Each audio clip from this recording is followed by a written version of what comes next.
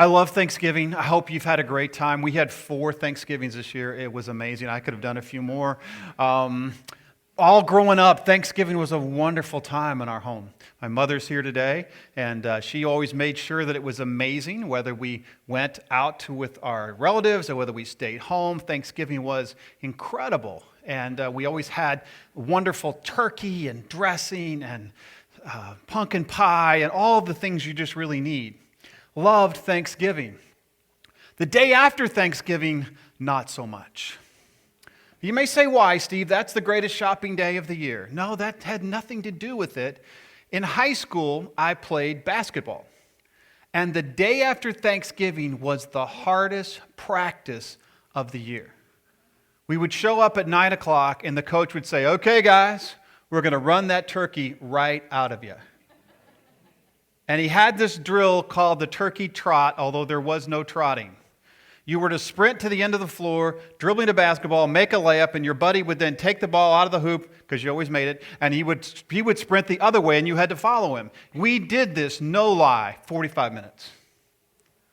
At least, maybe 4 hours, somewhere in that range. And we did this in order to get rid of that after Thanksgiving. Oh my goodness, I can't do anything, I can't go. And he would work us so hard. And then after that, we would have practice. And you would run your offense and you'd run your defensive drills. You'd do all your normal drills. And then after like 3 hours, and you think it's over, then the alumni would show up. So all the players from the past years who are now in college, who are stronger, faster, bigger, they come to play us. And they would destroy us. At first, we did really good. In the first quarter or so, you're doing all right. You're kind of hanging with them. Then after that, they just start to just bull you over, and there's nothing you can do about it. And you're defeated, and you just lose miserably, and they keep score to make you know that you've lost. And you're thinking, why is he doing this to us? Well, Thanksgiving in the high school basketball season at that time, you didn't play hardly any games before Thanksgiving, maybe none. And if they were, they really didn't count that much. They weren't district games. The real season started after Thanksgiving. And what the coach was trying to do was to get you ready for what was coming. He was trying to get you prepared for the fact that you're not as good or as ready as you think you are. And you need to understand that there's some growing that needs to take place before you're ready to take the next step into the actual season. I didn't like it at all. I almost hated it. But it did prepare you for what was next. This morning we're finishing our series called Sent. And this whole series is about Jesus giving his ministry away to his followers. And he's sending them out to do what he had been doing. And it's an incredible thing. Jesus gives them some of his power, and he sends them out to proclaim his message and to build his kingdom. But they're not quite ready. They've still got some ways to go. They don't quite understand all that he is. And so he's about to send them into some pretty serious headwinds. They're going to be out on the lake, and it's going to be difficult. Let me read the whole passage, and we'll come back and examine it verse by verse. This is Mark's Gospel, chapter 6. Mark's Gospel, chapter 6. Guys, I'm going to roll through this whole scripture, and we'll come back to the beginning. Mark is the second gospel account, the story of Jesus written by Mark. Verse 45 of chapter 6 of the book of Mark, and I encourage you to open your Bible or your electronic device and read along with me, reading out of the English Standard Version. Immediately he made his disciples get into the boat and go before him to the other side to Bethsaida, while he dismissed the crowd. And after he had taken leave of them, he went up on the mountain to pray. And when evening came, the boat was out on the sea, and he was alone on the land. And he saw that they were making headway painfully, for the wind was against them. And about the 4th watch of the night, he came to them, walking on the sea. He meant to pass them by. But when they saw him walking on the sea, they thought it was a ghost, and cried out. For they all saw him and were terrified. But immediately he spoke to them and said, "Take heart, it is I. Do not be afraid." And he got into the boat with them, and the wind ceased, and they were utterly astounded, for they did not understand about the loaves, but their hearts were hardened. Go back to verse 45. Jesus is doing something incredible, amazing. He had just finished feeding the 5,000. And that was amazing on itself, right? I mean, Jesus took this small meal, this basically a fish sandwich, and he feeds over 5,000 people. It's incredible, but the disciples still didn't see him as who he really is. They were supposed to see this is the God who feeds in the wilderness. This is the God he's the same God that rescued you from Egypt, that defeated the armies of Egypt, that led you across the wilderness, that gave you the promised land. This is him. He is God. That's what they were supposed to see. But all they really saw was that someone who was really good at feeding a lot of people from a little bit of food, which you may have seen your mom or wife do that occasionally, right? I mean, I can go home and I can say, honey, there's nothing to eat. And Julie, oh, there's a whole meal here. And she can just put it together. Jesus did that in a much bigger way, actually incredibly miraculous way. But they missed who he was. So he says, I need to do something miraculous and incredible for them to get it. I need for them to see me for who I really am. So he sends them out on the water. I love the lake and the water and the ocean stories in the Bible. This is where Jesus really lets them see him. I was on the water a few years ago in my little sailboat and thought I was ready. My good friend Bob Cuban pushed me out to sea. He launched me and my friend Chuck, and we were going sailing that day, and the winds were a little bit high and the seas were a little bit high, and I thought I need to learn how to handle these conditions. And so we took off from shore and we're racing across the ocean and we're having the greatest time and we're going really fast and things are getting just a little bit out of control. And at some point we missed something and we came over a wave, and instead of going over the next wave, we plunged the bows of the boat into the wave, which is not a good thing. And the back of the boat raised up out of the water, which is not a good thing. And then this thing that holds the sail up, it's called a mast, it broke. And the boat, I'm not really sure what happened after that, but it really was in a lot of pieces after that. And so we floundered around in the water. We tried to gather the pieces, and we were thinking about, is someone coming to help us? And sure enough, here comes Bob. Here comes Bob, sailing across the water. He circles around us, says, are you guys okay? Yeah, we're okay. And he said, I've called Ocean Rescue, and they're gonna pull you in. I learned a lot about Bob that day. Bob was watching the whole time. Bob launched us. He didn't think this was a bad idea. He launched us where we were going, and then when we crashed, he came to rescue us. The disciples learned a lot about Jesus this day. And I want us to walk through this verse by verse, and I want you to see what Jesus does when we face a headwind. Anybody face a headwind lately, today, recently? You just can't quite get it going. You kind of keep bumping up against the same thing. Let's look at this again. Verse 45 says, immediately he made his disciples get into the boat and go before him to the other side, to Bethsaida, while he dismissed the crowd. Wait a minute. What you're telling me is that Jesus sent them into a very difficult situation on purpose. Jesus actually told them, it's time for you to get in the boat, and I want you to go across the lake, and I know that it's going to be blowing hard at you. I'm sending you into a very difficult situation. You see, what we need to understand is that when you're a follower of Jesus, headwinds are normal. I want you to think about that for just a minute. Sometimes we believe that if I follow Jesus, I'll have no problems, I'll have no difficulties, things are going to be just fine, I'm going to go through the ocean in just incredible speed and ease. No, it's hard. He sends them out, and this is why it's so important to know that you're a follower of Jesus. If Jesus sent you, there's a reason why you're in that headwind. Headwinds are normal. It doesn't mean that you're off track because you're struggling. Okay?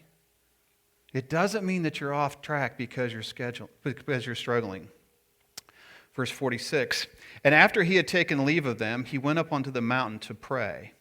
And when evening came, the boat was out on the sea, and he was alone on the land. So here's what's happening. Get the picture.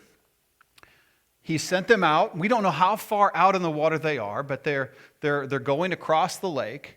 Jesus goes up on some kind of a raised hill or mountain, probably not more than 100 feet off the water. There's not great, huge hills there. But he's up on a place where he can look out over the ocean or the lake, and he sees them out there. And so what there is here is there's distance between the disciples and Jesus. They're thinking, oh, he's sending us out like he did before, because he had recently sent them out to the surrounding villages. He said, listen, I want you to go out and carry my message. And they had gone out, had been incredibly successful. It had gone amazingly well. And they're thinking that's exactly what's happening here. So Jesus sends them out, and he allows distance. See, not everyone that doesn't feel incredibly close to Jesus right now is a prodigal. He allows there to be distance in the same way that you allow there to be distance with between you and your child when you're teaching them to walk, right? Eventually, you got to let go. Eventually, you're teaching them to ride a bicycle, you got to let them go. You got to take the training wheels off. When you send them to school, at some point, you've got to close the door and walk away from the bus or the school and say, I hope things work out. I'm really terrified of this, but it's a growth point, isn't it? Jesus allows some distance. He doesn't disconnect, but he does allow there to be some distance so that we can grow and so that we can need him. And we're going to see that in just a minute. He allows that to happen. Yes, we'd all like to be in that warmth. And I hope that when you come to worship here, I hope you feel the warmth of Jesus. I hope that you feel a sense of being cared for, being loved. I hope you have the sense that Jesus has you securely in his arms. I hope you know that. But there are also some times when you're just struggling. You're just rowing against the wind. Jesus allows there to be distance. But look what happens next, verse 47 and following. And when evening came, the boat was out on the sea, and he was alone on the land, verse 48. And he saw that they were making headway painfully, for the wind was against them. And about the fourth watch of the night, he came to them walking on the sea, and he meant to pass by them. This is what's happening here. If you read this quickly, you don't see it. He says he saw that they were making way painfully, for the wind was against them. So Jesus can see them. It's dark and he can see them. Could be that it's a nice moonlit night. Jesus he's raised, he's up high, he's looking out over the water. Maybe he can see them with his natural eyes. Or maybe he sees them with his supernatural eyes. Maybe he watches them even though they're out of human sight. So you're never out of his sight. We're never out of his sight. But when you are facing headwinds, you should expect to see Jesus. Because first of all, you're never out of his sight. I want you to realize that today. There can be times in our lives when things are difficult and you're feeling maybe you're not as close to him as you might want to be. You're never out of his sight. He's watching. He sees. The disciples are facing a headwind, but they're never out of his sight. Notice also that he doesn't come right away. Jesus delays. He delays. Go ahead 2 slides, please. It says that in the evening, he's looking out over there we go. He delays his coming. He's looking out over the water in the evening. But he waits until the fourth watch to come. Do you know how much time that is? So here's Jesus. He's watching. The evening could have been anywhere between about 6 o'clock and 9 o'clock. And the fourth watch starts at 3 a.m. You're thinking, that's kind of cruel. Jesus is watching them, and they're rowing, and they're rowing, and they're rowing, and they're going nowhere. They see the water moving, probably, but the boat is really not making any progress. They're watching on their GPS, and they see, we're still in the same place. Jesus is watching, but he does delay his coming. Sometimes what's happening is Jesus is just waiting for you to, he's probably waiting. Listen, if they knew who I was, they would just call and I would help. I need to see them get 6 hours of rowing exhaustion going. They get to the place that they realize they're not going to make it on their own. They're not going to be able to complete my assignment on their own. You see, the assignment of Jesus requires a miracle. The assignment of Jesus, to complete that assignment, it requires a miracle. So what does Jesus do? I can just see him up there going, I don't know if they're going to ask. They should ask. I don't know why they don't turn to me and ask. I've calmed the storm before. I don't know why they don't realize I'm the God of the desert. I'm the God of provision. I can do anything. I can take care of whatever their need is. I don't know why they don't ask. They're still rowing. Let me ask you, ever been there? Man, Jesus, I'm coming up against a problem here. I can't solve this relationship problem. I can't solve this financial problem. I can't solve this school problem. I can't solve anything. I just feel like I'm not getting anywhere. But I'm rowing.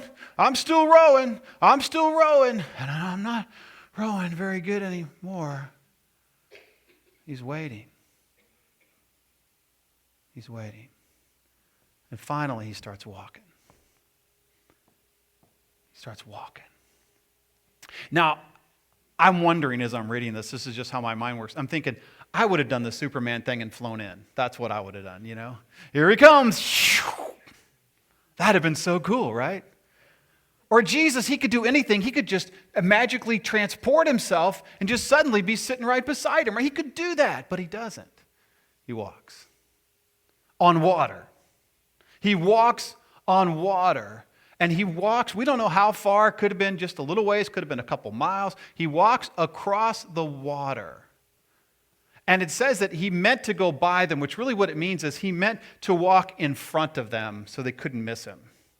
It's kind of like at night and you're at a light and someone walks in front of your car because they're trying to get your attention or something. That's what it's like. He's walking, he's showing them, listen, I can miraculously perform this assignment just with me. And you can't perform this assignment even with 12 guys and some really good technology, which is what the boat would have represented. He's saying, Steve, First Baptist Delray, you need a miracle to do what I called you to do. You need a miracle. You think because you did it once, you can do it every. No, he says, you need a miracle to accomplish what I've called you to do. And I'm walking on water to show you that. Not only that, but I'll walk on water to get to you. I'm coming for you. You're out of gas. You're tired. You're worn out. I'm going to walk. As a matter of fact, I'm going to walk on water, so I'm going to scare you to death to get your attention. That's what happens. They shout out at him, Jesus, it's a ghost, or yell, it's a ghost. Expect Jesus in the midst of the headwind. Expect to see Jesus in the midst of the headwind. Look for Jesus. Don't row for 6 hours. Call out to him. And so they shout out. Verse 49, but when they saw him walking on the sea, they thought it was a ghost, and they cried out. For they all saw him and were terrified. But immediately he spoke to them, said, take heart, do not be afraid. And when he got into the boat with them, the wind ceased, and they were utterly astounded. For they had not understood about the loaves, but their hearts were hardened. That's what happens. Jesus is there. He scares them to death. He says, it's me, and he gets in the boat with them. And suddenly everything calms down. Everything calms down when Jesus gets in your boat. Let me ask you, is he in your boat today? Is he in your boat today? Have you reached out to Jesus? I need you to be in this boat because I really can't row anymore. I'm up against this thing, and I need you to get in my boat. Say, Steve, what does it mean? How do I get him in my boat? I don't really understand because, I'm trying and I'm trying to be a good guy and everything. I just can't. Listen, let me ask you, have you reached out to Jesus? Jesus, I need you to solve this problem for me. And sometimes it's simply reading his word, and a verse will pop out and minister to you, and it'll be Jesus speaking. He said, listen, I want you to be encouraged. I am your fortress. I'm the one that you can run to. Sometimes it's a person who is a godly person, who represents the church, who represents Jesus, and they're able to say to you, hey, listen, you need to deal with this. Let me tell you, let me help you make this move. Let me encourage you. Sometimes just someone who comes alongside you, listen, I want to encourage you, it's tough. I know you're up against a headwind. You need Jesus in your boat. And in fact, when he gets in your boat, you ought to know some peace. You might still be in the middle of the lake, but everything calms down. So let me ask you, what do you do? How do you respond when you face a headwind and you just can't seem to make progress? Do you ever question the love of Jesus at that point? Do you wonder, does he take pleasure in me? Am I off track? Does Jesus not care? And I've just got to fight through this on my own. Do you ever question whether he loves you? It's hard to imagine that we would wonder if he loved us. He gave up everything for us. He died on a cross for us. But at times we think, well, I must have done something wrong because I'm facing a headwind. I want to encourage you today. If you're facing a headwind, the first thing you need to do is examine your launch. Examine, how did I get here? You see, Jesus himself had forced them into the boat virtually, told them, you guys need to get on the boat, you need to leave, you need to get going, so get out of here. So Jesus sent them on this course, and I want to ask you, did Jesus send you on the course you're on right now? Did he? Are you living a life in response to him? Or are you living a self-centered life? Let me just give you a quick way to examine this. And you say, Steve, how do I know? Let me give you this. Psalm 1, blessed. And when you see that word in Scripture, you need to think God's favor.